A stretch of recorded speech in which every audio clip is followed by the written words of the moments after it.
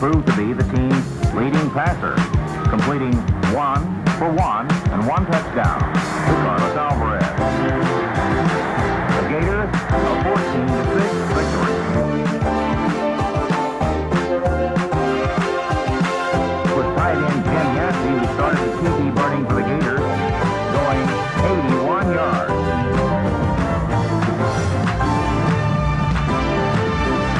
And the only person who could catch him, the referee.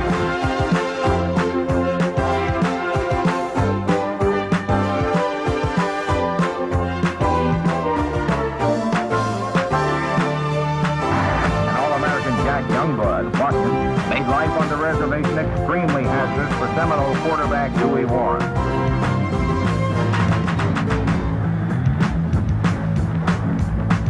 John Reeves connects to Whistling Willie. And the Gator fans are whooping it up.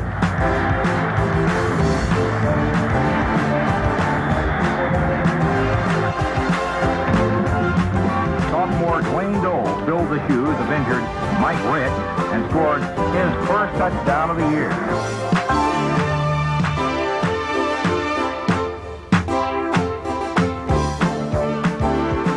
Hockey Godrich picks off another pass to complete that Seminole squashing party. Final score, the University of Florida Fighting Gators 38, Florida State 27.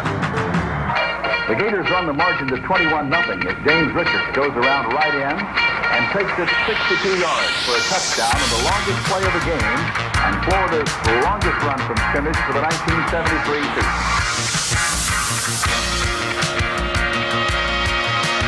Quarterback Billy Prescott finds life difficult with people like Ben Cameron, 43, Preston Kendrick, 90, and Ralph Ortega, 55, all around it.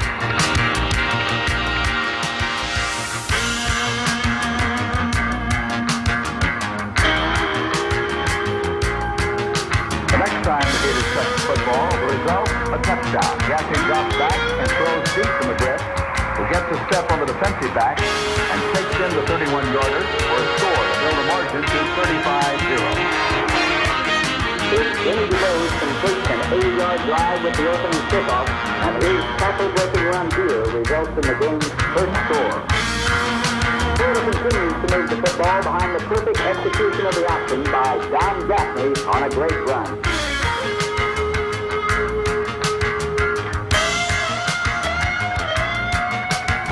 Defensively, through like this diving interception by Randy Talbot holds the Seminoles. Pressure is on the FSU quarterbacks all night with players like Preston Kendrick and Vernon Barber forcing him to ground the ball. And Kendrick here delivering a shot that causes a fumble, recovered by Tony Green for Florida.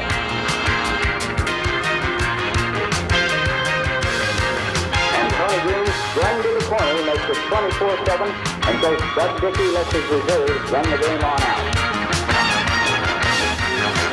Don Gaffney executes one of the greatest plays of his career as he pitches 15 yards downfield to Tony Green to set up the first Gator touchdown.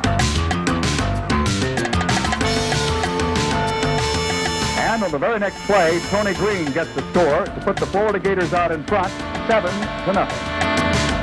Vernon Barber forces a fumble for the Gators, which sophomore defensive end Greg Cannell claims in good field position for the Gators. Jimmy Fisher in for the injured Don Gaffney keeps his cool, hits Wes Chandler for the second Florida touchdown. Again, it's the Gator defense shining as Scott Hutchinson gets a big quarterback sack, and the Seminoles also get called for intentional grounding. And the Gators get 3 points with the longest field goal of David Post's career, a 51-yarder.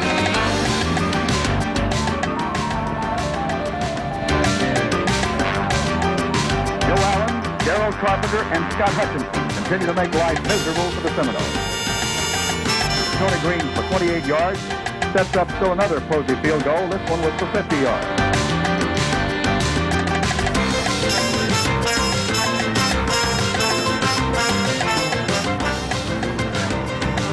Now Tony Green completes place in scoring behind the blocking of Florida's offensive line, the family. And what a group. Florida beats FSU. The final score, 34-8. The player of the year in the Southeastern Conference was Florida's Jimmy Dubose. The Gators are rightfully proud of Jimmy, who accounted for more than 1,300 yards tops in the league. Quarterback Don Gaffney led the SEC's most potent offense, finding receivers like tight end Elvis Darby alone behind the defenders for sizable gains.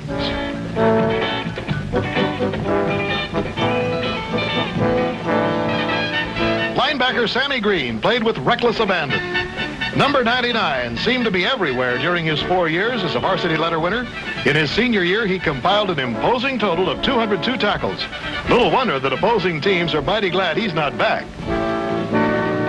With quarterback Matt Robinson handing to tight end Richard Appleby in the end around. But look at this. This is the pass to junior flanker Gene Washington. He runs underneath the ball for an easy touchdown.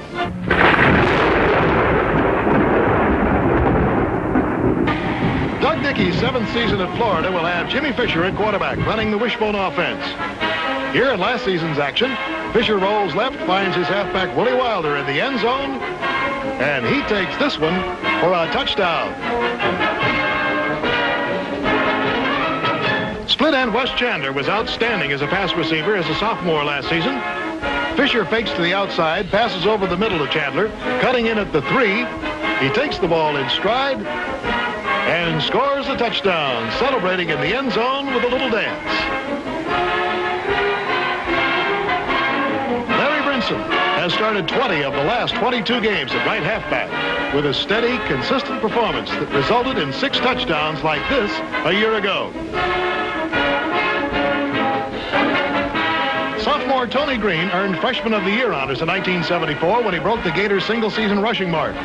He was one of the country's top kick return artists last year with strong efforts like this. 6 people having a shot at him before he's finally brought down. The Gators are mighty exciting to watch. The name of the game is excitement. Wide open Southeastern Conference excitement. And this year will be something special for the Gators. For a new enthusiasm abounds on campus. The football program has undergone a positive change, taken a different direction. And for the over 30,000 that comprise the Gainesville academic community, a new war cry has been sounded. Charlie Pell, a widely respected coach with a proven track record, is now in charge. And for Florida football, the future is suddenly as bright as the Florida sun. First and foremost priority must and always be academics and academic success. His ultimate goal, number one goal, must be to graduate with an education from the University of Florida. There are plenty of attractions on the university campus itself. Plenty of sunshine, water, and over 9,000 co-eds. A major attraction for all who come to Florida is Gator football, a Saturday spectacular filled with all the excitement and color of big-time college athletics.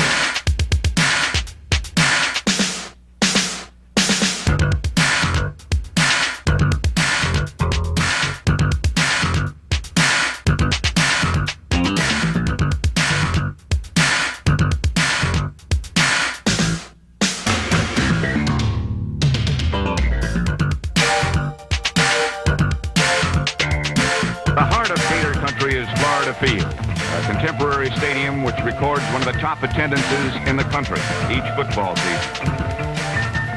Yon Hall, the athletic dormitory, houses the Q.I. Roberts Memorial Dining Room.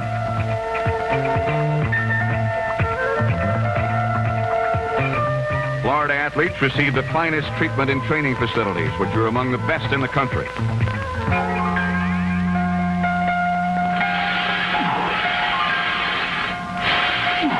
The Charles Piffen weight room utilizes the latest lifting devices.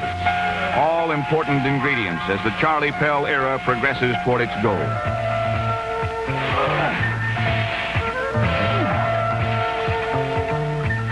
As these athletes prepare themselves mentally and physically, they'll be ready to play exciting football, the Charlie Pell way.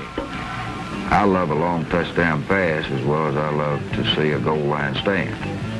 Or I love to see a great punt return or a great kickoff return. 104-yard kickoff return just really excites me, provided it's the Florida Gators doing the returning. Wide open football with emphasis on the fast track, whether it be on offense or defense, is Charlie Pell's style of play. It should fit in well with the blistering pace of one of collegiate football's finest conferences, the Southeastern Conference. Pell has a reputation for making things happen while doing it with a flair. Opponents say he knows only one speed, full speed. And for proponents of exciting football, Charlie Pell and the Gators make a good combination. One thing for certain, with Coach Pell at the helm, hard work is the byword, and 1979 is only the beginning.